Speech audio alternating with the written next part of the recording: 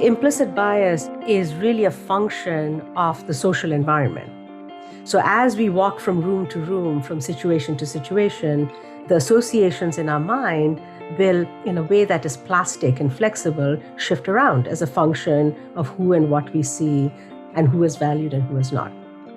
But if we always stay in the same room and we always see the same people, those implicit biases will always look the same. So I think the fixedness, the rigidity of implicit bias is really because our environments that we occupy are typically always the same. Welcome to Mind and Life. I'm Wendy Hasenkamp. Today, I'm speaking with social psychologist Buju Dasgupta, who also goes by the name Buju. Buju is professor of psychology and the inaugural director of the Institute of Diversity Sciences at the University of Massachusetts Amherst. Her research focuses on implicit bias, these unconscious ways that we tend to group people into different categories that have more and less value. And specifically, she's interested in the plasticity of implicit bias and the ways that changing our social context can then change our implicit attitudes, beliefs, and behavior. Much like Larry Barcelow, who we featured in our last episode, Buju's work highlights the importance of our surroundings, in this case, our social surroundings, for the way our minds work. In our conversation, we talk about how her unique family history shaped her own interest in both science and social justice, and then we get into her work on implicit bias, and we explore the crucial role of social context in forming implicit biases. We also talk about the malleability of implicit bias, and we get into what Buju calls the wallpaper of the mind. She describes how scientists measure unconscious processes like implicit bias, and then we get into her research on changing biases against women and underrepresented groups in STEM education. That's science, technology, engineering, and math. Buju reflects on links from all of this work into contemplative science, and we talk about how she's working to increase cross-disciplinary collaboration to advance research around equity. We end with some take-homes, including the subtle ways that we can change implicit bias by changing the wallpaper of our lives, and how psychological research can have real social impact. As always, there's lots more in the show notes, including a link to a site where you can explore your own implicit biases. And I've also included a blog that I wrote a few years ago that talks about how contemplative practices might be able to shift implicit bias and some of the research that's emerging on that.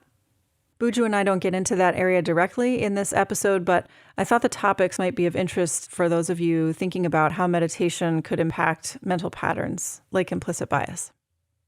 What I love most about Buju's work is how she seamlessly integrates rigorous psychological research with real-world impact and social justice. There are many lessons here, both for folks in the research world and for anyone who's interested in the ways our minds become biased without us even knowing it, and what we can do to change that. I feel that this kind of work really is a beacon for how the research community needs to be thinking moving forward in terms of making their work relevant to today's societal problems. I really enjoyed getting the chance to sit down and chat with Buju about her work. And with that, it's my pleasure to share with you Buju Dasgupta. I'm joined today by Buju Dasgupta. Buju, welcome, and thanks so much for joining us. It's really good to be here. I'm looking forward to this. So I've been really struck by how you're able to weave together in your work the two values of science and social justice. And I understand that those values have deep roots in your family history, which is quite fascinating, actually. So I'd love to start by hearing a little bit about some of the influences that have helped shape your career path. Yeah, it's something I've been thinking a lot about more recently. And I have to say that I put these threads together looking back. I don't think I was aware of it at all as I was in my 20s or 30s. So my parents, my mother was a biologist. She's passed on now. And my dad is an engineer. And so the science and engineering part was always very, very much there in our house, and the love of learning was there, and our presents for birthdays were books, and going to the book fair was a really big thing. One generation prior to that, my maternal grandparents were very active in the movement in India's sort of struggle for freedom against British colonial rule. So both of them were very active in nonviolent movements, working closely with both Mahatma Gandhi and others in that period. My grandfather was a judge at that time in the British Raj, so his support of the Indian freedom movement was more quiet, but my grandmother was very, very active. So in their house, my grandparents' house, there was always staff conversations around Quit India, around Swaraj, which is self-rule, and so on. And one generation prior to that, my great-grandmother, my maternal great-grandmother, who became a widow when she was very young, self-taught, started writing these essays about sexism in Indian society, of especially sexism against women in the 1930s. Initially, she would write anonymously, and then later she started using her name and writing publicly, and then started writing novels and so on. So, and her essays and novels were really searing critiques of Indian society. So I think that this thread of social justice from my great-grandmother through my grandparents has always been in the water. And I just wasn't aware of it in that way until much later. Wow, yeah. So it's interesting because what you've studied is so much about these contextual factors that are influencing and shaping our minds that we may not be aware of, which you've referred to as the metaphor of the wallpaper, which I think is really great. So it's just interesting to hear for yourself how those factors might have shaped you. Yes. And so can you share a little more about that metaphor of the wallpaper and these kind of associations that we're always making, and then how that's led to the work that you do? Yeah, sure. So I think that, we typically think of ourselves as agents of change, that you and I do something because we want to do it. But much of social psychology teaches us about the power of situations, about how our thoughts and actions are really heavily influenced by the social environment we are in, both the physical environment and also the people who are in it and the people who are not in it. And I think that background, the background canvas or the wallpaper, is really the power of the situation. And typically, as sort of conscious beings, we are not focused on that background. We're focused on the foreground. And what's in the spotlight is the human. But I think both in my experience, you're right, that was the wallpaper that I didn't realize.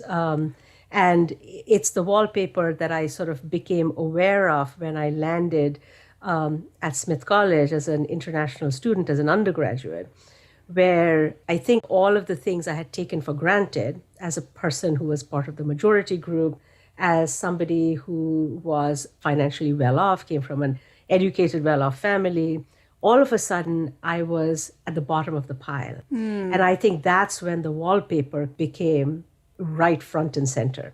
And it's probably why I sort of realized that your status in a space, in a college. So I was that scholarship student washing dishes, whereas a lot of my fellow students didn't have to work, they were not on work study.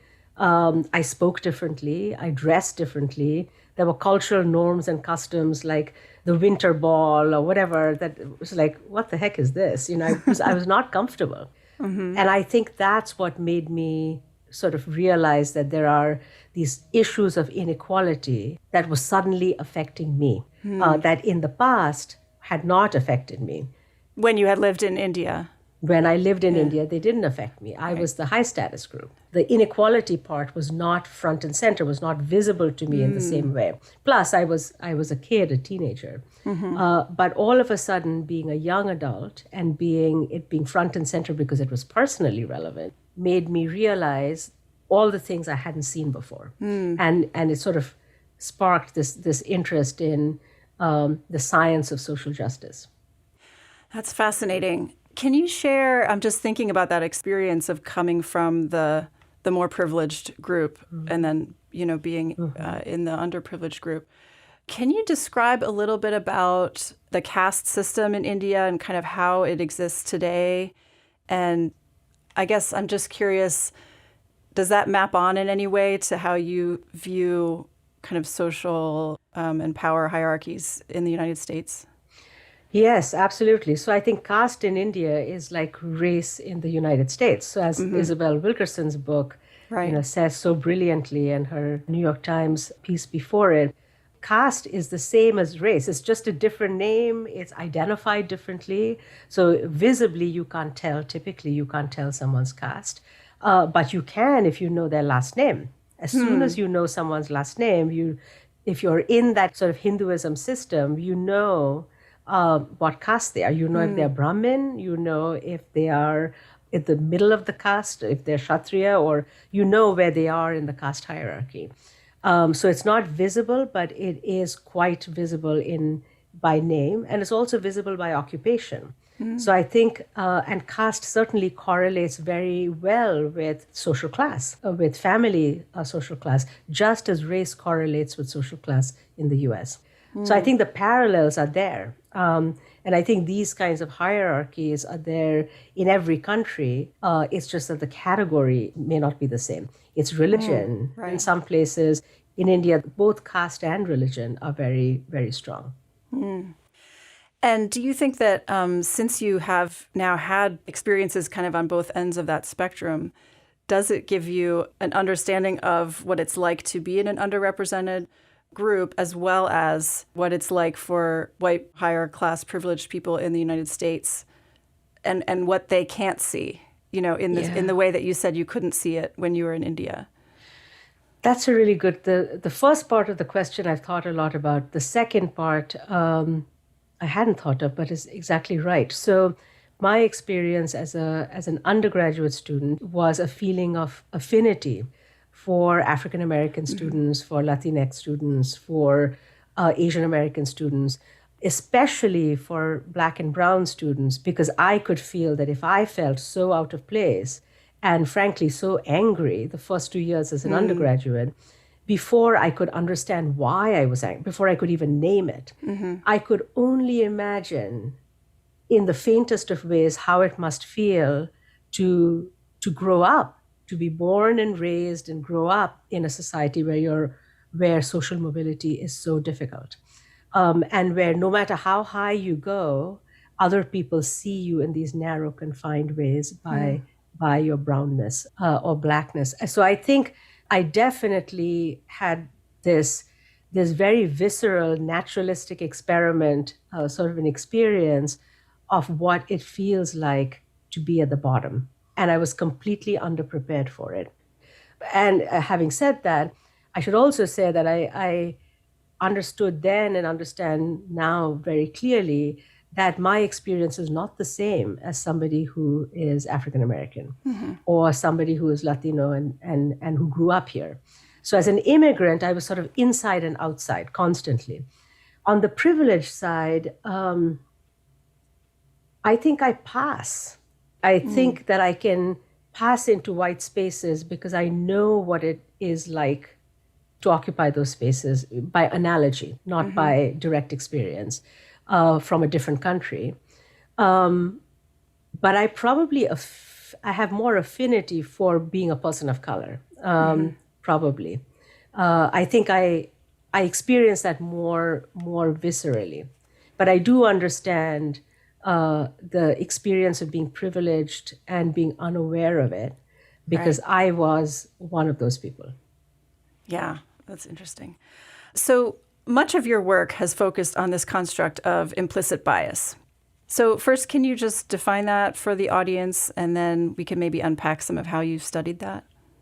Yeah, sure. So implicit bias is the tendency in the human mind to group people in a split second into groups that are valued and other groups that are less valued, without really being necessarily fully aware of it and without necessarily intending to categorize people in that way. Sometimes it's based on visual markers, sometimes it's based on accent, sometimes it may be based on other sort of things we know about them, like their name and so on. it becomes biased. The bias part of it comes in because in categorizing people, we are assigning value to them, good or bad, smart or not smart. That is not really something about them, but it's our assumption about their group. One of the things that I find really powerful about your work, I'm thinking of in neuroscience, there was this long history of a belief, and in psychology, that after adolescence, your personality is kind of wired in and you're not going to change, right? And so we've learned so much about neuroplasticity and the capacity of the brain and the mind to change throughout the lifetime. And so when I started learning about implicit bias, I felt like there was this same idea that like people hadn't studied whether it changes. It was just assumed that you have these biases and that's what they are. But you've really pushed this forward into the idea that, these biases are constantly being shaped and can be changeable. So can you say more about that? Yes. So when I was in grad school at Yale, I think the common understanding in the field of social cognition and implicit social cognition was that these attitudes and beliefs and preferences and biases, as you said, are developed early in life and they change slowly. And once there's this critical period, and it's sort of just like human development. And that was the assumption, and it was never questioned. Mm-hmm. But it never sat well with me. I sort of always thought that with the assumption, just even by logic, if implicit attitudes are learned by exposure to some people in valued roles and others in devalued roles, then that really is a function of our social environment. So what if we were to move into a different social environment, a different kind of wallpaper where we saw different people or people occupying different roles?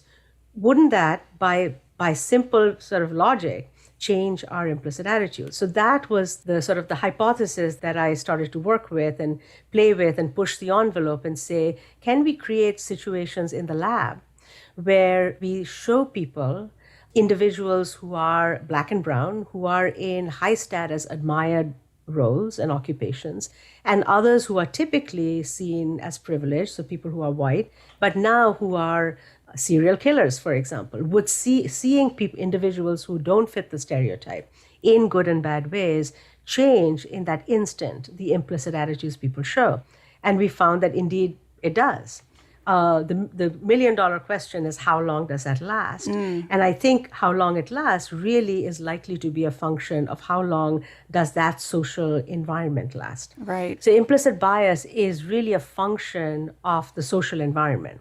So as we walk from room to room, from situation to situation, the associations in our mind will, in a way that is plastic and flexible, shift around as a function of who and what we see and who is valued and who is not.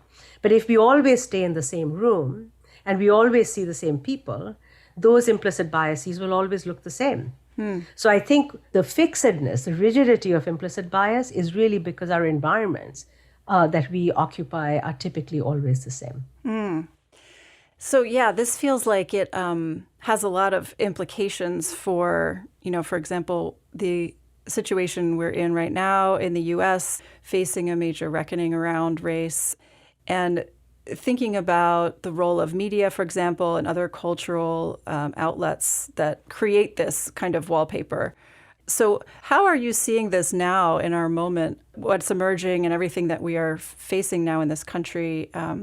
What's your sense, given the possibility for change and the avenues? I think sort of the mainstream majority culture is still sort of struggling to understand that these sorts of structural biases or getting rid of them is not just a matter of good intention or people who are good and people who are not, or good apples and bad. It's not really that.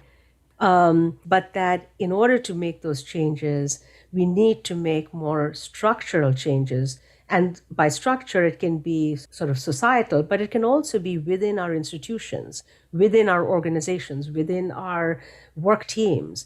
So representation matters.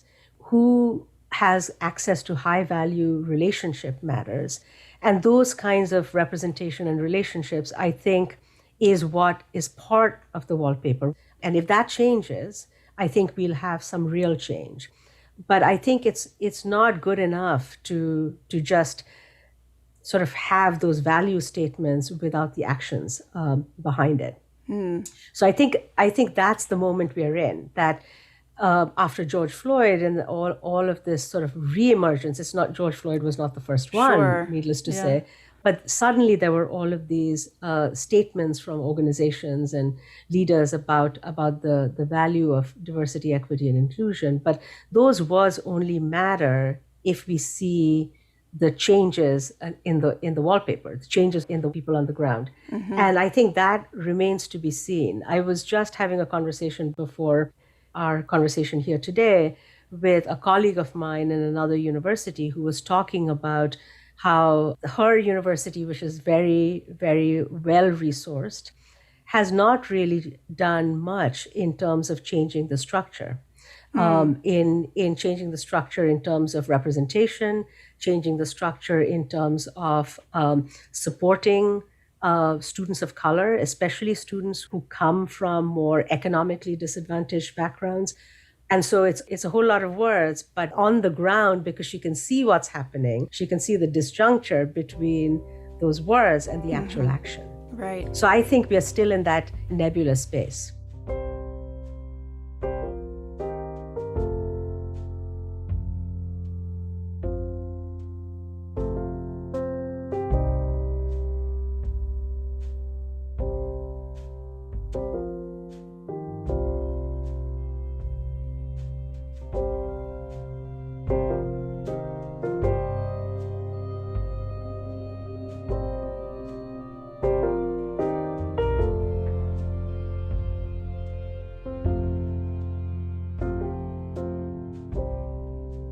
When you were speaking about representation on teams and things like that, that makes me think then of your work. You've done a lot of work about stereotypes of women in STEM education, so science, technology, engineering, and math.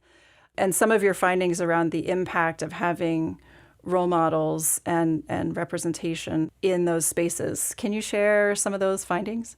Yeah. So I should say that I'm more generally interested in the experiences of people who are members of any underrepresented group, women, first-generation college students, students of color in STEM or in any space. They may be in finance, they may be in other kinds of professions where there are very few such people. So most research has focused on identifying the problem. The fact that there are few people of color or few women in STEM, but I wanted my research to focus more on solutions because there was enough emphasis on problems, and we can't take the next leap forward unless we have evidence-based solutions.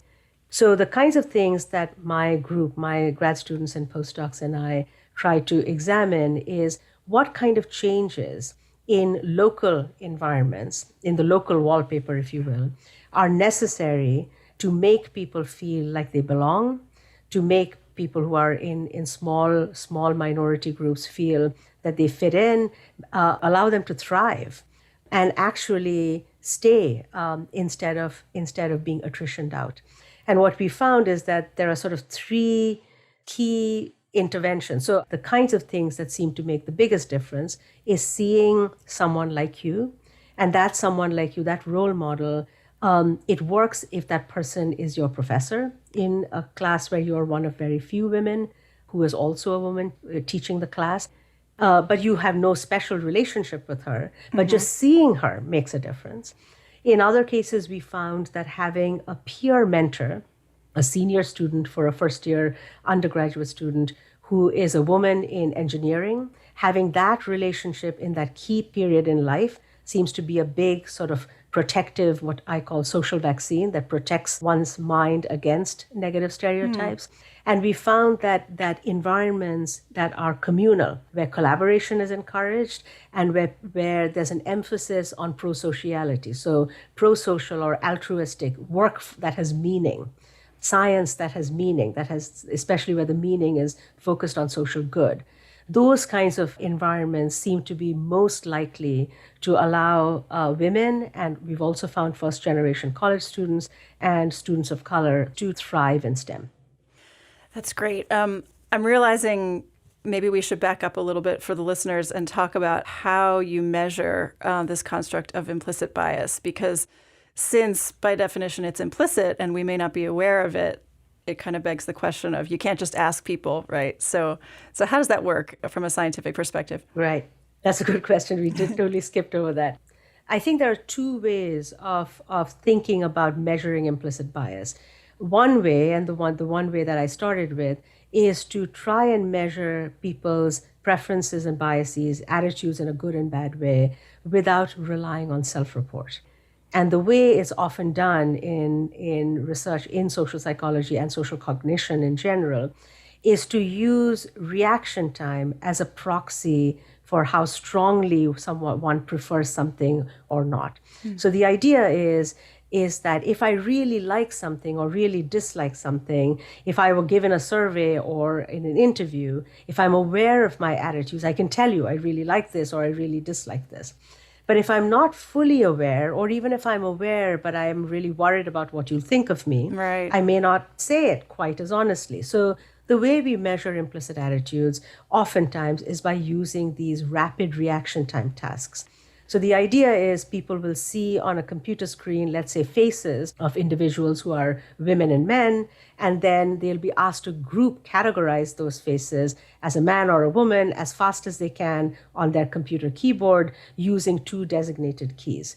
Interspersed among those faces, they'll see words like science or a parent, professional or caregiver, words like that. And they have to categorize those words as quickly as they can using the same two response keys. Now, sometimes the faces of women with words that are scientists go together, and faces of men with words that are caregiver go together. And people have to group them together. Okay, so there's rules about how you are supposed to categorize these words or faces. Right. Yeah. That's right. So if in my mind, scientists are all men, when I see scientists and women's faces, my responses slow down. I make more mistakes. And that slowness of my responses is an indicator that in my mind, science and female don't go together. Okay, so it's like the gears are turning more slowly, like it just doesn't fit with your concept of that. Yeah, the gears are moving more slowly. It creates this internal disruption or interference, and people's responses are slower. On the other hand, if I see a face of a man and science, those two things are seamlessly. It's all one and the same, right? Science is male. And so my responses on that part of the task is really fast because it's like that wheel is greased very nicely. So essentially, we use how quickly or how slowly people respond as a measure of how positive or negative or how stereotypic or not our attitudes are. All the while, we never tell people that we are measuring their stereotypes or their biases or anything. We simply tell them, this is a task that measures your hand-eye coordination. Try and respond as quickly as you can, just as you would in a video game or something like that. Gotcha. And so people are responding as quickly as they can and as accurately as they can. But what we are paying attention to is whether the speed of their response corresponds to a stereotype or not. Great. So that's one way that we measure implicit bias. But there are other ways as well. For example, measuring how confident someone feels, how much they feel they belong by asking them. But you're comparing their responses. Right. So how much do you feel like you belong in engineering? Looking at when those women are paired with a female mentor versus a male mentor. They don't know that their sense of belonging or confidence is affected by the mentor they have or they don't have. But as researchers, we can compare those and see if it matters. So that's implicit in a different way. Gotcha. So I know there's also been a little bit of pushback or, it's evolving still how this implicit attitudes test or the IAT, as it's called, how accurate that is in terms of predicting actual behavior in the real world or some people have pushed back. So can you give a sense of the accuracy and real world relevance of these tests?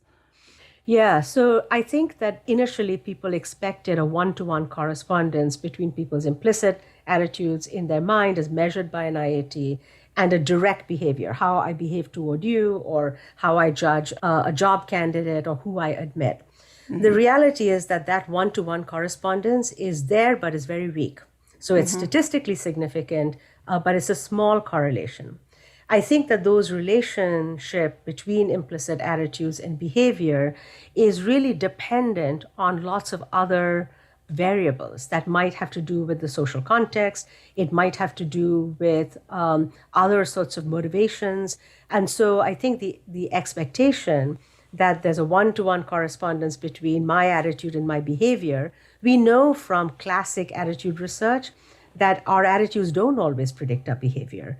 Other things do. Social norms do, social expectations do. So that's, I think, one assumption in the field early in probably the 1990s or 2000s. That's actually probably was not an accurate assumption. The other thing that is probably a better predictor of behavior, that's work by Keith Payne and others have shown, that if you aggregate up individuals' attitudes to the group level and look at the let's say the implicit racial attitudes of people in a county and the correlation between that and anti-Black policing, that's where you will see a better correspondence between the sort of an average of lots of people in a county and what happens behaviorally in that county. But if you drill down to the individual level, the association is weaker. Interesting, yeah. So I'm thinking about how much of your work points to the way that these factors around us are shaping our minds without us necessarily knowing it. And I'm wondering how that leaves you feeling about how much agency we have in general in our own mind spaces. This gets into the topic of free will and arguments about that, but how do you view this idea of agency after studying this for so long? I don't know that we have that much. I don't know how much free will guides our behavior. I'm pretty skeptical about that. I think we do make choices about environments we occupy, who we are friends with, what media we watch, what we avoid, where we live, where we choose not to live, what neighborhoods we buy houses in, or where we send our kids to school. I think those are choices that we make without probably full realization of how much those choices affect our implicit attitudes and our subsequent behavior. So maybe I'll correct myself and say we do have agency, but that agency is far removed, is like a distal agency. And once we make those decisions, I think things happen that follow that are less in our control.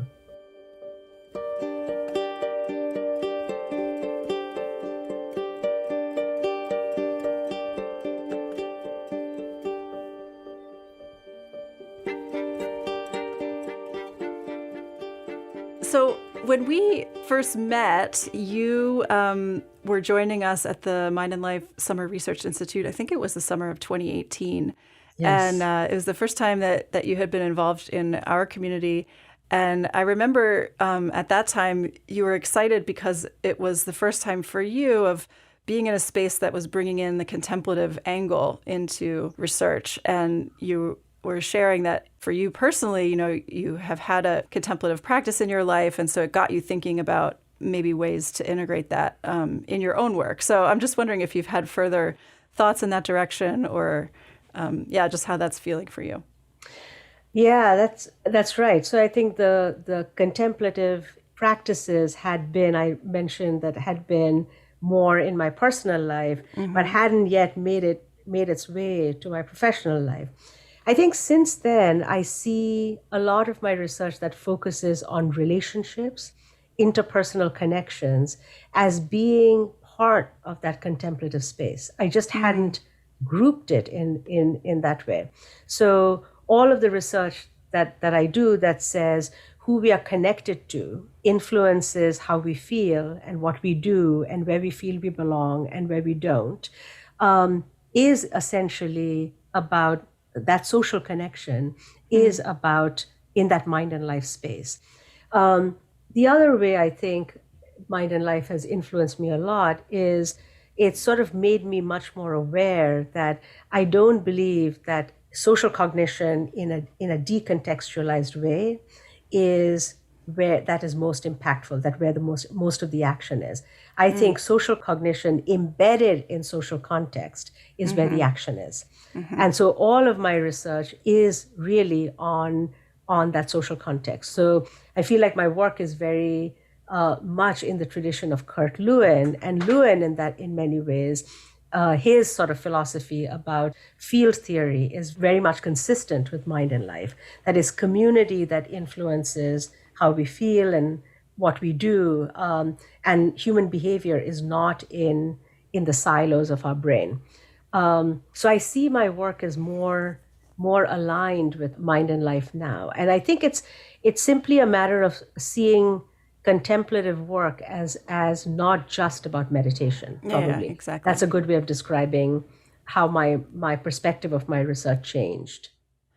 Yeah. Had you or have you come across Francisco Varela and his writings? What you were saying about the kind of context and embeddedness of our minds just reminds me so much of his work. Yeah, I know a ton about Varela's biography being involved with Mind and Life, but I don't know about his work. So tell me a little bit more about where you see the connection. Well, yeah, kind of the seminal book that really started our field was him and Evan Thompson, who I'm not sure whether you've met. I've met him once, yeah. And Eleanor Roche, called The Embodied Mind. And it's really this philosophical and neuroscientific and somewhat contemplative perspective on consciousness, being embedded in systems. And he did a lot more work from the consciousness side about inaction. Do you know the inactive theories of cognition? Okay. It is exactly what you're saying, kind of this embedded system that is integrated with the world and acting in a dynamic relationship with the world. So, there's almost no relevance in speaking about an isolated individual, unit. Right. So it's just very much along those lines. I think you might enjoy reading some of his stuff. I'm gonna go and get his book and read it. I think that this is sort of making me realize that the importance of your audience who listens to this podcast to realize that the psychology of the 1970s and 80s and well into the 90s was really social psychology, cognitive psychology, and neuroscience was all about the individual mind, where the emphasis is on the individual. And our assumption was that we wanted to erase the social context to really get a good signal on the mind. And I think our assumption also is that signal that we got was a better capture of the way people think, feel, and act. And we can just plop them into their environment, and the environment is sort of inert, or it doesn't account for that much variance. It's not that important. And that way of thinking, which is sort of how the active or the unspoken assumption was how my training was in the early days. And I think my pushback to say that implicit bias is malleable, we just haven't done the right experiments yet, was based on the intuition that if instead of having a white-walled room, if you change the room, you change the wallpaper, we might get a different result. But we have to do those darn experiments to get those findings, right? Otherwise, we'll always put people in these little cubicles and we'll get the same results over and over again. And we'll think that is the phenomenon. And what's interesting is that, well before that, in the 50s, Kurt Lewin was talking about field theory and this embodied mind idea. And somehow social psychology forgot about the situation for many decades until we rediscovered it again in this century. Yeah, it's so fascinating to look at historical, shifts in these philosophical underpinnings. I think it's really important to make explicit. Yeah. Right. One other thing that I was thinking about in terms of, weaving in contemplative practice potentially with your work is I saw that you studied the impact, for example, of anger on implicit bias or different emotional responses. So I wonder about that too in terms of the capacity of contemplative practices to help us become more aware and emotional regulation and things like that. That's I should have mentioned that before. That's actually a more direct connection. So with my friend and colleague Dave Desteno, we had been really interested for many years, for about a decade, to focus on the ways in which negative emotions like anger or disgust or fear might magnify implicit bias. And we consistently found that it did, especially in the case of anger and disgust. I think what's also important there is that in those studies where we found that anger increased implicit bias against Arabs, whereas disgust increased implicit bias against gay men, in those situations, people were not aware that the emotion that we were inducing them to feel would bleed over into the measurement of their implicit attitudes. Right. And so I think what contemplation brings is to increase that awareness Right. of both the emotion we feel and the fact to regulate those emotions and to be aware of the possibility that those emotions may bleed into or may distort our camera lens and how we are seeing someone else.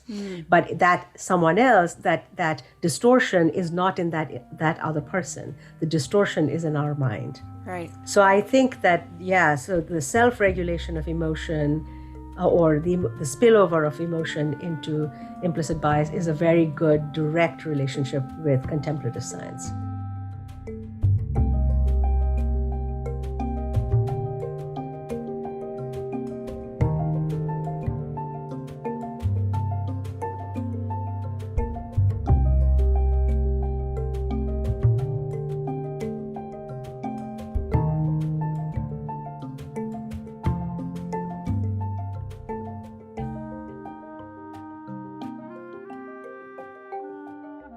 So I know you're the director of the Institute for Diversity Sciences. Can you share about that work? Yeah, sure. So, I think what I've realized is that there are many of us whose research in the social sciences and the natural sciences, engineering, computer science, and so on, has something to do with equity. But we are all siloed. We work on our research in disciplinary silos, in institutional silos, and so on. The vision of this Institute of Diversity Sciences at UMass Amherst that I started, the goal of it is to essentially be a matchmaker, bringing together researchers, faculty, grad students, undergraduates, whose research is on something related to equity, but they come from very different fields. So, for example, their research may be on health disparities. Some of them are in public health, others of them are in sociology or psychology, others of them are in engineering or in technology, doing wearable personal health monitoring kinds of stuff. But they don't know each other. So there's another theme on disparities in learning and work, where my research sits, or another theme on climate change and its disparate impacts on communities, which brings together, geoscientists and ecologists and social scientists and so on. So the goal of this institute is to really try and solve complex problems in the world by bringing together expertise across multiple fields. That's like a really big goal because we think that will have bigger social impact. And what we found from my research and others like me is that those kinds of ways of doing science that focuses on equity-related questions also attracts underrepresented students into science. So it's the women, students of color, first gens are much more attracted to science and engineering if the research questions have an equity angle. So we found that we have a disproportionate number of women and faculty of color and students of color in the institute. And finally, the third goal is to make researchers aware to always think about converting their research to social impact. So if you check out Diversity Science UMass, you land on our website and you'll see all the ways in which we sort of try to push ahead those three missions. Solve complex problems related to equity by bringing together people from different fields, by bringing a more diverse generation of scientists and engineers into the field, and by converting the work we do and translating it to real world problem solving to have social impact. That's what I'm really passionate about. That's really exciting. So, I know we're coming up on our time, so I'm just curious if you have, kind of stepping back from your work, if you have takeaways for the audience of things that are most relevant or that they may be able to apply to their daily lives? Yeah, so several. So one, which has sort of been the theme of our conversation, is that one sort of takeaway that I have about changing implicit biases is to change your situation.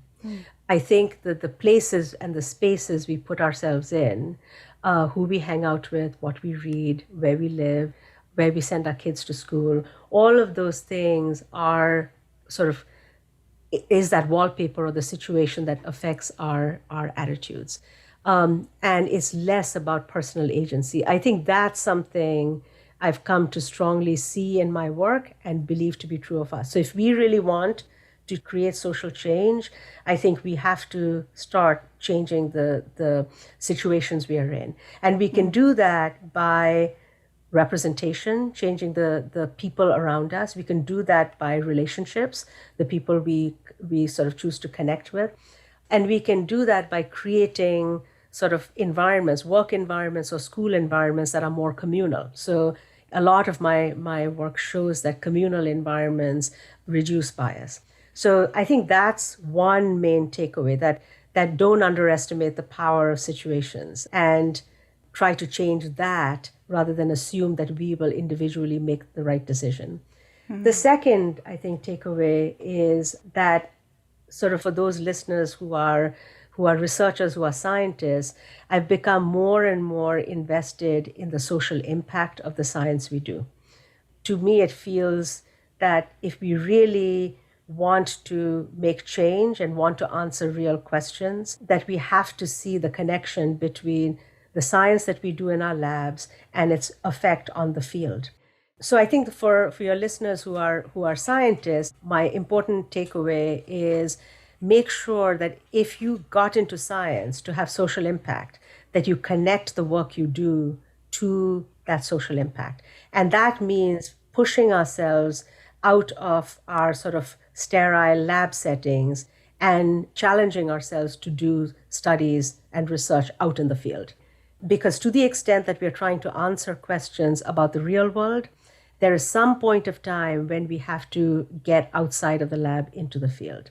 And so this may be particularly relevant takeaway for people who are scientists or who are sort of beginning scientists. So that's the second takeaway. And the final one is that sometimes the best interventions that create social change are ones that are not in your face. In your face interventions often get a big backlash and sometimes may backfire. Sometimes interventions that come at the periphery of your vision, that are indirect, that are in the wallpaper, may disarm people, may in the end be more effective than getting in people's faces. So I think those are the three lessons that I leave your audience with. That's great. Can you give an example of that, the not in your face approach? Yeah. So the example of the in your face approach is something where we have trainings that we do in our workplace or in our schools, and we assume that if people do implicit bias trainings, it's one and done, and they're all good, and now they're certified, and we're all good. It doesn't work. There's very little evidence in meta-analyses that implicit bias training actually changes behavior in the way that we would want.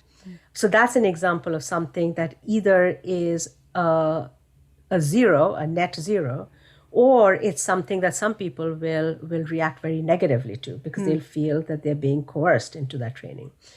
Things that are more subtle is paying attention to who is at the table, subtly changing the racial and gender and other gender identity composition of who gets to make decisions, who is at the table, who is in our teams, who we call on in a class. Just sort of essentially doing things that are much more subtle and maybe unspoken, making sure that the teams we create are more diversified, making sure that the students we call on in our class represent the diversity of the class, making sure that people who are entering a new organization have a relationship with somebody who is like them, that peer mentoring relationship. Nothing needs to be spoken about it. You don't need to draw someone's attention to it. But those small steps, the takeaway from my research is that that actually has ripple effects that are far more long-term than would have happened if we did a little training. That's a great insight. So just to wrap, what would you say the ultimate hope for your research would be? Social impact. To get outside of academia and to actually change practices, policies, hiring decisions, make people question the norms of this is the way we've always done things.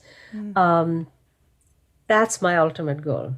It's not about no more about the publishing in the field. It's really about taking the message from those publications and to actually create change in organizations, in schools, in policies. That's my ultimate goal. Well, thank you so much, Buju. This has been really, really great to talk. And I feel like you're such a pioneer in bringing together these spheres. So thank you for leading the way and for all of your work and for taking the time to speak with us today. Thank you for inviting me. And I think the questions you asked really made me think in a different way, in ways that I hadn't thought. I'm glad. You've made me think in different ways too. So this has been really fun.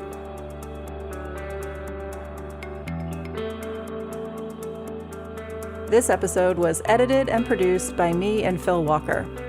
Music on the show is from Blue Dot Sessions and Universal. Show notes and resources for this and other episodes can be found at podcast.mindandlife.org.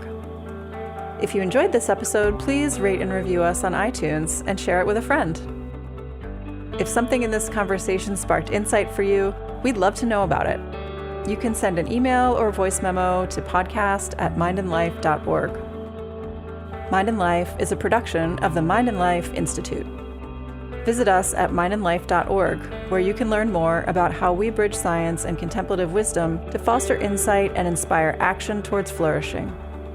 There you can also support our work, including this podcast.